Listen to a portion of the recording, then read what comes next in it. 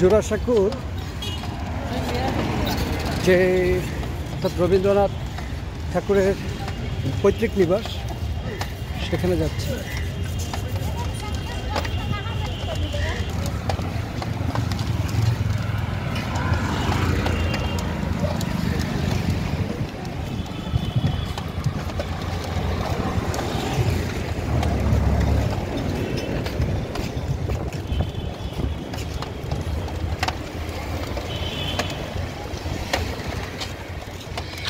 এই রাস্তাঘাট বা পথঘাটগুলো বলা চলে বিশ্বকবি রবীন্দ্রনাথ ঠাকুরের